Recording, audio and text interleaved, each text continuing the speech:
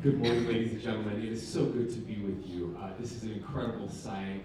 I love being here. I love seeing so many friends, new friends, old friends, people who are working together to make Utah a better place. I want to thank Chef Sean, who's a great friend and an amazing chef. If you have not been to his restaurants, please do yourselves a favor. You won't regret it. Go down to Wood Ash Rye tomorrow afternoon. Go to camp. Just go enjoy his food. It's an experience and something we always look forward to. I'm going to apologize because one of the worst parts about being governor is that people end up hearing you often. And there are so many different speeches that you can give, and sometimes you end up hearing the same thing multiple times. So I apologize for those of you who have heard me speak recently, but you know you can't be around me without hearing me speak about builders and building. I tell people all the time, I've stopped defining people as far left or far right on the political spectrum. I don't think it's that helpful. And we live in this, I study political science, and I will tell you that we are in a weird time where the far left and the far right are crisscrossing in strange ways that don't always make sense from a political standpoint, but it is an interesting time. So I started defining people as builders or destroyers. I think it's much more helpful. There are people on the far right or far left of the spectrum that want to build and make our communities a better place, and are willing to work together to make that happen. Conversely, there are those on all sides of the political spectrum that just want to tear down. And so, as I've been thinking about this concept and how important it is to what we're trying to accomplish as a state and our success, I was thinking back. When I was a teenager, I worked for my uncle. And we'd farm in the mornings and at nights, and during the day I was doing construction work with him and my cousin. And one day they let me take the backhoe to go. There was an old barn that needed to come down, and it was kind of falling apart. It had been there. You see them all throughout Utah. Some of them are amazing. This one was just crooked and kind of it was a danger. It was going to fall in on somebody at some point. And I got to take the backhoe and go and take that down. Now, if you've ever done something like that, it's so much fun. You just get up there and you just start swinging and wrecking and tearing down. And it didn't take nearly long enough. In like 20 minutes, it was just all gone and demolished. And it was the time of my life. And then a little empty, as I realized that this thing that had been here for generations, that took probably months, maybe years to build, as we live in a very poor part of the state. I can imagine how long it took them to get the materials to build that, how much effort it took, the neighborhood coming together to put this up. Surely months, maybe years to build. And in 20 minutes, I torn it down. And it was fun doing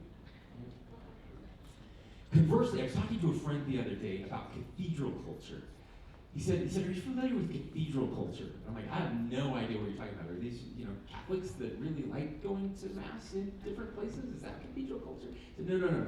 Cathedral culture is this idea, not an idea, but this historic fact of how long it took to build churches and abbeys and cathedrals, especially in Europe, in the Middle Ages. And so I started doing a little research and came across this fascinating fact that there are over 200 abbeys and churches in England that took, on average, 250 to 300 years to build.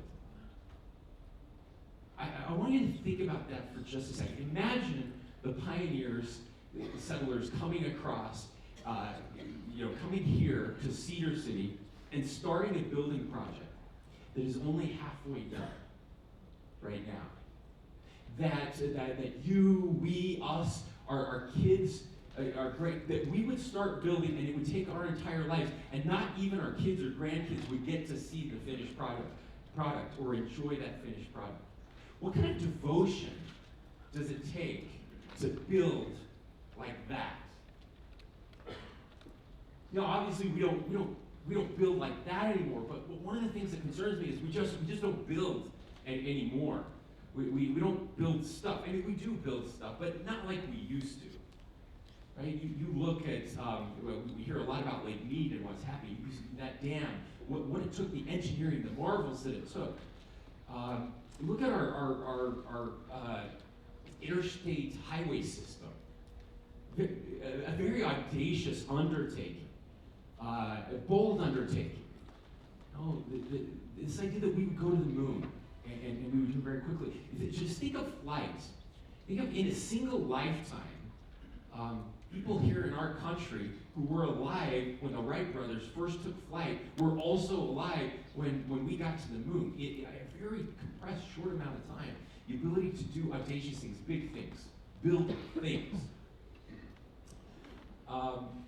An article just this past week, I don't know if you got a chance to see it, about high-speed rail in California and the boondoggle that it's become. Hundreds of millions of dollars, I don't remember, maybe billions of dollars, I don't remember the exact number, that have been spent on high-speed rail in California. And how much high-speed rail do they have in California right now? Zero, none, right? None of it. It was fascinating. There was one paragraph in there that really, I mentioned it to a few people yesterday, really kind of took me aback. Many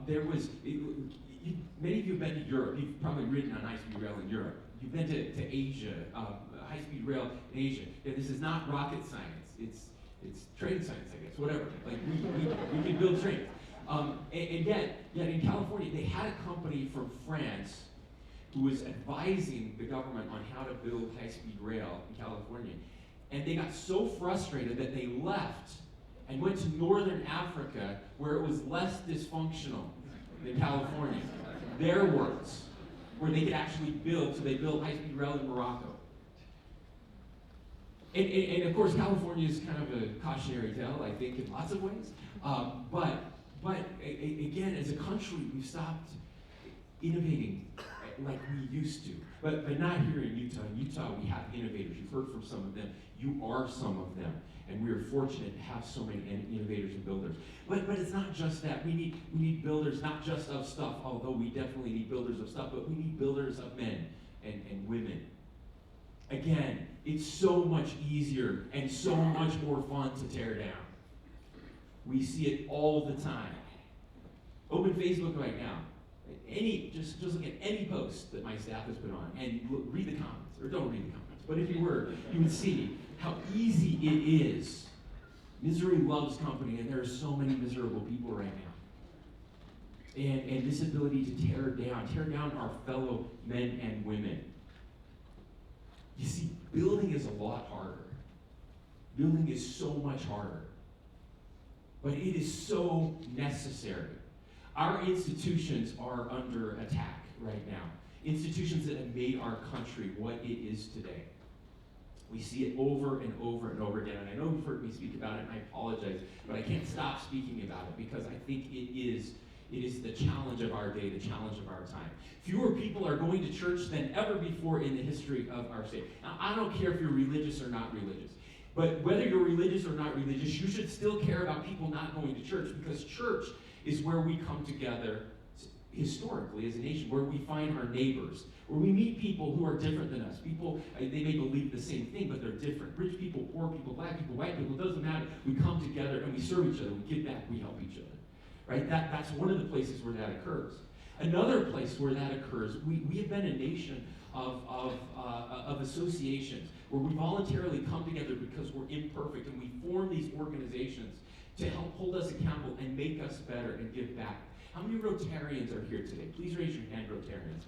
Oh, I love you, you're my people. This is the most Rotarians I've ever had raise their hand. There's like 10 of you in a crowd that wasn't just a Rotarian meeting, right? So the Rotarians, I love Rotarians. We used to have Elks Lodges, Rotarians, Lions Clubs, all of these different volunteer service organizations give back. Every time the Rotarians come together, they cite a four-way test. I should have it memorized now, I don't.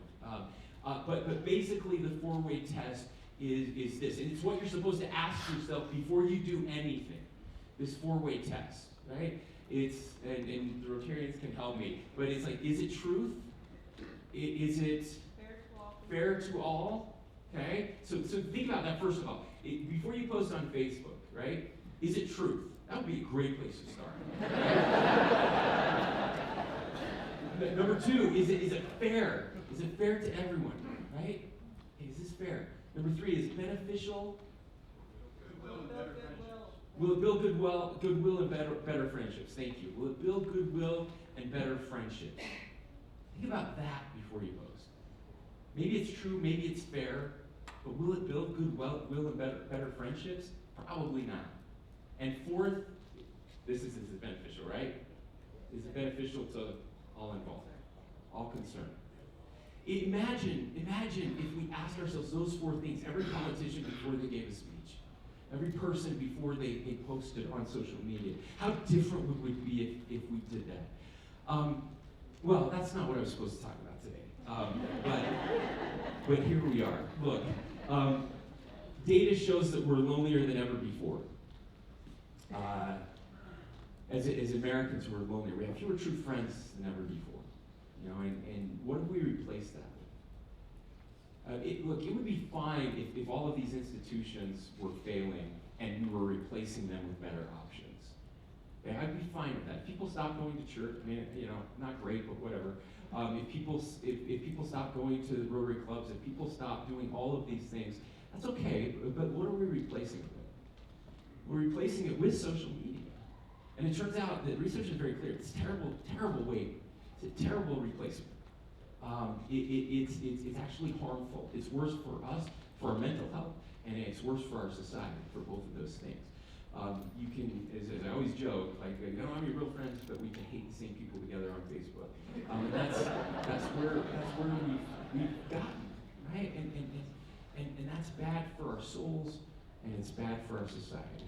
Well, this summit is about building. It's about bringing people together. You are the builders. I know I'm preaching to the choir here. I want to share just a couple things that this is what I'm supposed to talk about. Look, we worked really hard to cut taxes. It's combined over the past few years with our legislature, the greatest tax cuts we've ever had in our state's history. We worked really hard to bring jobs to rural Utah. I'm really proud of the work. We're just at about 6,000 state jobs now in rural Utah. It's been a significant increase. We're about 27% of all state jobs are now off the Wasatch Front in rural Utah. That's a big deal, and that's helping families. That's building communities.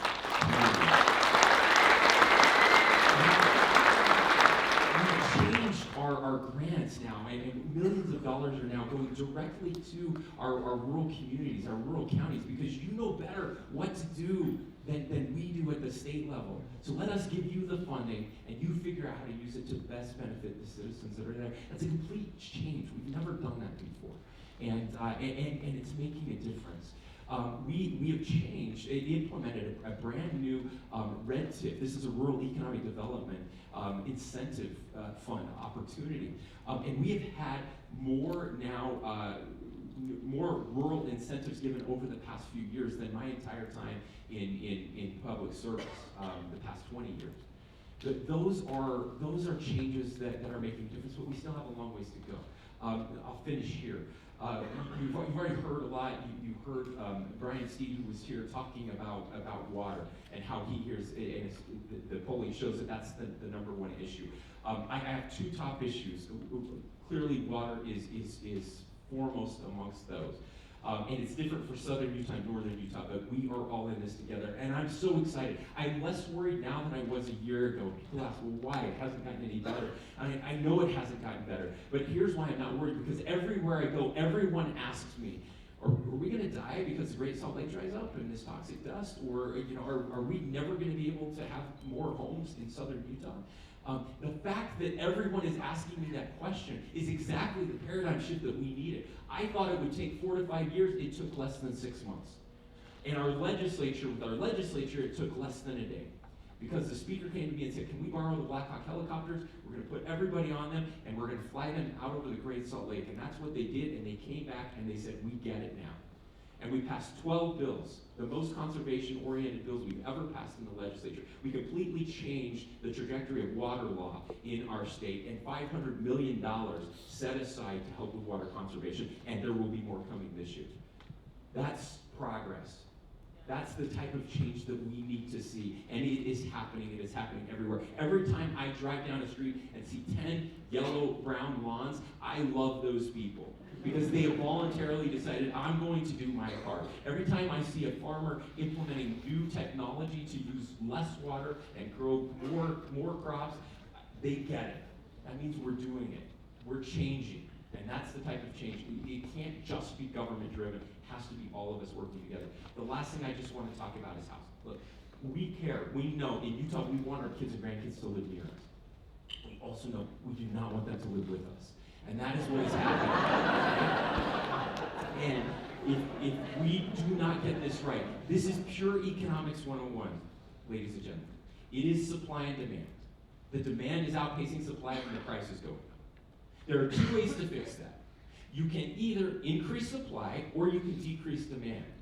The Fed has decided that they are going to artificially decrease demand by raising interest rates, making it too expensive for people to borrow money to buy homes, which will lower demand, which will lower prices. It will. Prices are already starting to come down. But that's the wrong way to do it. That's a terrible way to do it. It doesn't mean that people don't want houses. It just means that they can't get them now because, again, interest rates are too high. So what do? We need more supply. And that's what we're working on. We're working with the legislature. We're working with the League of Cities and Towns. Government has a role to play in this, a big role. Government makes it more expensive because we put rules around where you can build and how many units you can build on a certain size of property. We have fees associated with it. All of these things make it more expensive to build houses. And we can do this the right way. We can do it by investing in infrastructure, and that is what we have done. Record investments in infrastructure the last 2 years so that we can keep the quality of life high and still allow our kids and grandkids to live in this wonderful place. Now, ladies and gentlemen, let me conclude by saying, sometimes we get discouraged. Sometimes I get discouraged. Sometimes I accidentally kick the One Utah sign and move it off to tomorrow. But anytime I get discouraged, I literally talk to any other governor in this country. And I feel so much better about my life and where we live. I worry about our students who are getting very cynical, and I tell them all the time, there has never been a better time to live in the history of this world, and there has never been a better place to live in the history of this world than right here, right now. I truly believe that. Our best days are ahead. We've had challenges in the past, and we have always overcome. But we can't do it alone, and we can't do it selfishly. We can't do it by tearing others down.